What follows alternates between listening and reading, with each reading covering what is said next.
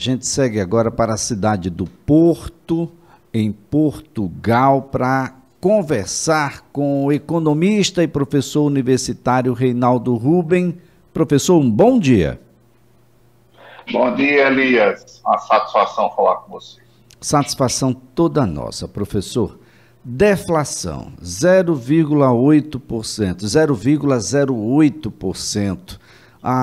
Ela existe por uma artificialidade que foi comentada aqui acerca dessa bonificação às montadoras aqui no Brasil de automóveis, ou de fato a inflação ela vem com um controle maior e com uma expectativa de queda, professor?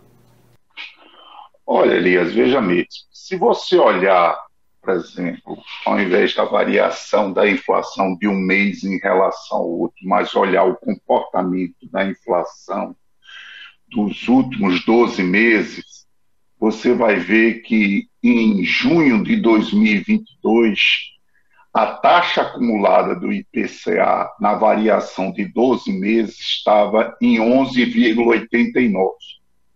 Quando você faz a mesma análise, comparando agora com junho de 2023, isso cai para 4,23.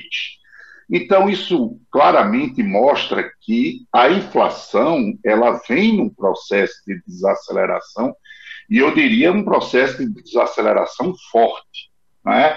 E a prova é tanto que, quando você vai olhar as expectativas para os próximos 12 meses, não é que no início do ano estava girando em torno de 6% no mercado financeiro, vários analistas, hoje isso já está abaixo de 4%. Né? Então, não há como desconsiderar que houve uma certa influência, né, na queda do preço dos automóveis, dos alimentos nessa deflação, mas já havia claramente uma tendência de queda. E aí eu vou pegar uma carona do André Perfeito, que eu acho que ele coloca um ponto que eu concordo plenamente com ele. O Banco Central, ele subiu muito forte a Selic, né, no período que houve aquela inflação Covid, que não foi inflação só no Brasil, mas no mundo todo. Não é? Então, o Banco Central brasileiro foi um dos primeiros a iniciar esse processo de puxada. Isso implicou num aumento muito forte, a Selic saiu alguma coisa perto de 2 para 13,75%, e manteve a Selic em 3,75 também por um período longo, de agosto do ano passado para cá. Só que nesse período de agosto do ano passado para cá, para você ter uma ideia, a inflação caiu de 8,99 para 3,2, esse dado agora. Então, se você olhar direitinho, como a Selic estava congelada, isso aumentou muito a taxa real de juros. E qual é o problema disso? É que isso torna o preço, já que é a taxa básica, do custo do financiamento a consumo muito alto, né, num país onde já existe uma alavancagem financeira, ou seja, um endividamento muito forte das famílias. Isso afetou as empresas, custo de capital de giro e até mesmo investimento. A CNI fez uma pesquisa onde os empresários estavam extremamente preocupados, tanto no juro no curto prazo como no longo prazo, e teve um impacto extremamente complicado sobre a dívida pública. Para você ter uma ideia, essa estimativa do próprio Tesouro Nacional, né, dados do Banco Central, é que nós vamos pagar, acumular nos últimos 12 meses, algo perto de 680 bilhões em juros da dívida. Então, não tem mais sentido o Banco Central, né, insistir, não é, nessa resistência a diminuir a taxa de juros, porque a inflação vem mostrando um comportamento forte de queda, e a grande ameaça de insistir nessa política é que você pode inibir a sustentabilidade de um processo de retomada do crescimento da economia brasileira. Agora, professor, há uma tendência realmente de equilíbrio.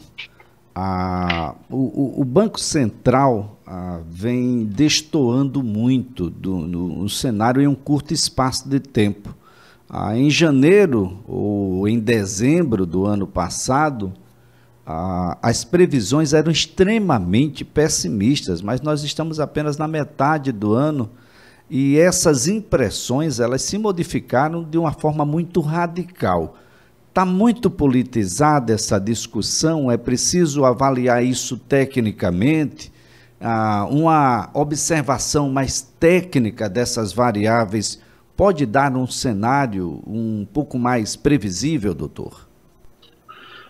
Olha, Elias, veja mesmo. Antes da eleição, o mercado apostava que, caso o governo Lula vencesse a eleição, a política macroeconômica seria, não seria uma política adequada.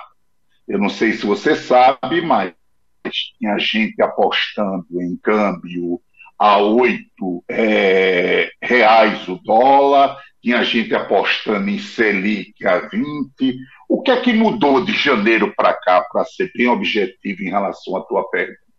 Ações concretas, né, do governo, junto ao Congresso, não é? Com aprovações de medidas importantes. Né? Teve a primeira medida, que foi uma medida emergencial, não é? Porque a taxa de desemprego, apesar de ter melhorado, mas é muito emprego informal e havia um contingente importante de pessoas, né, a linha de pobreza e miséria aumentou por conta da diminuição dos programas de Bolsa Família, enfim. Então, houve aquela política, né, de, primeiro, aumentar as bolsas para 600, a política do salário mínimo. Segundo, logo em seguida, o governo encaminhou.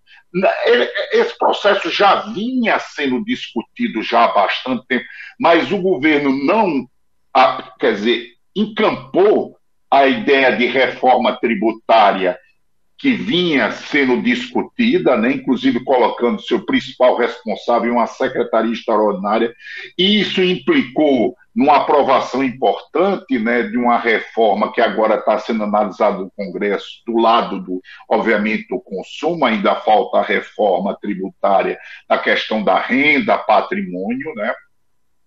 O próprio governo, na questão do regime de metas de inflação, né, decidiu que manteria essa meta de 3%, mas que na mudança, né, da direção do Banco Central, né, isso seria reanalisado.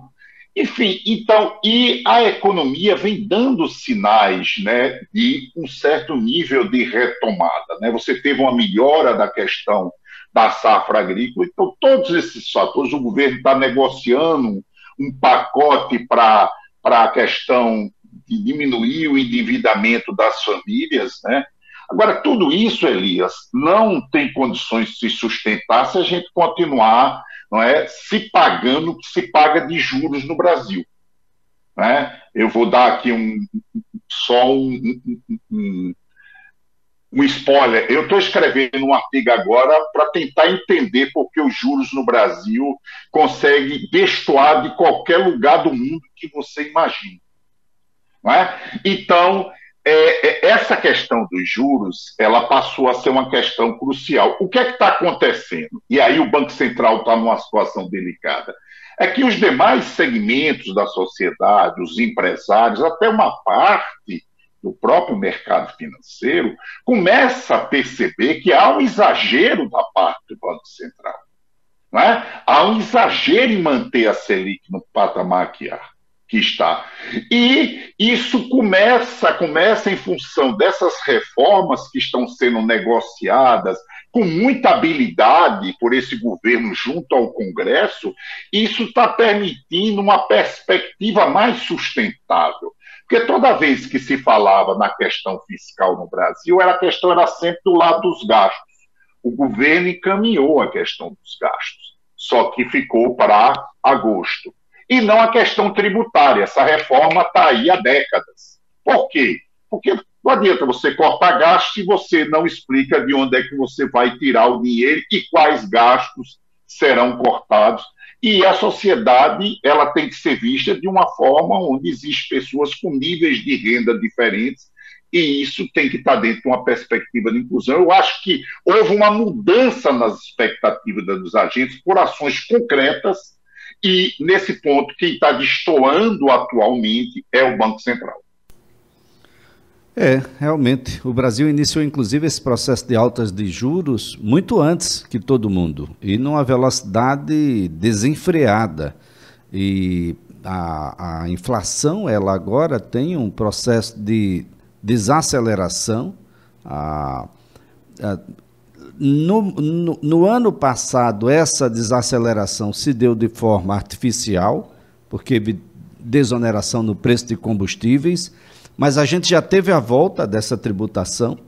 Aliás, o mês de julho, é importante destacar que essa volta da tributação deve ser compensada pela redução do petróleo, né, do valor do petróleo, professor, no exterior, até porque também não há nenhum fator, nem interno nem externo no radar, onde a gente observe aí que os preços do barril do petróleo venham a subir. Isso sem falar em arcabouço fiscal no ano passado, a situação da reforma tributária que passou pela Câmara, que seria o elemento mais difícil, o dólar que vive um período de desvalorização. Só política mantém a taxa de juros no patamar atual, professor.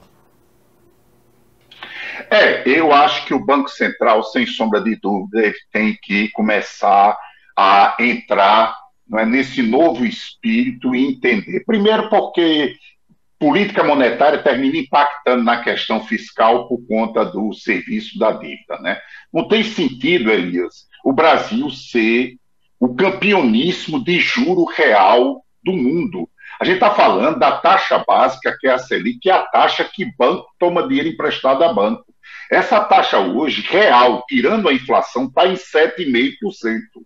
Isso é uma taxa absurda. Então, ou se repensa isso, ninguém está defendendo uma ideia de gasto descontrolado do governo, mas não tem sentido, até mesmo porque há todo um debate, que não vale a pena entrar aqui, Elias, questionando se não houve exagero da parte do Banco Central no aumento da taxa de juros, uma vez que os elementos que vinham contribuindo para a inflação eram elementos do lado, né, de choques de commodities, onde a taxa de juros tem pouco influência nisso aí. Não era uma inflação de excesso de demanda sobre a oferta. Eu espero que o Banco Central, o próprio mercado já está precificando isso. Eu ainda acho que, eu concordo com o André Perfeito, eu acho que 0,25 é pouco, eu acho que deveria haver uma aceleração nessa redução, para a gente tentar chegar já no início do próximo ano com a Selic abaixo de 2 dígitos, mas é o teu negócio, né? A pergunta que eu lhe faço, Elias, é o seguinte: se eu tenho um papel onde o risco é zero porque é um papel emitido na minha moeda, um papel que eu tenho uma garantia que na hora que eu quero vender, eu posso vender, é só chegar a acionar o tesouro, né? E um papel que me dá uma taxa real de juros de 7,5%, né? Você pode entender politicamente porque há uma resistência e se criar toda uma narrativa para manter a taxa real de juros alta. Agora, do lado da produção de riqueza, do emprego, da empresa, né, daquele que está querendo empreender, das pessoas que estão trabalhando, que estão tentando usar, né, todo um sistema de financiamento para adquirir bens e serviços, isso é totalmente negativo e desfavorável, né? Eu estou esperançoso, Elias. Eu acredito que o Banco Central vai começar a rever, né, e se sintonizar mais com o que está acontecendo atualmente em termos de política macroeconômica no Brasil. Todos na contagem regressiva para mudança no comando do Banco Central. Todos, absolutamente todos. Queda nos preços dos combustíveis, no carro novo e de alimentos, como carne e leites, é que levaram o país a registrar em junho a primeira deflação deste ano. Professor Reinaldo Rubens, sempre um prazer tê-lo por aqui. Excelente dia para o senhor. Para você também, essa satisfação é toda minha. Olha, professor Reinaldo Rubens é economista, professor universitário, está nesse momento na cidade do Porto, em Portugal, conversando conosco aqui sobre economia no Brasil. Sempre muito atento.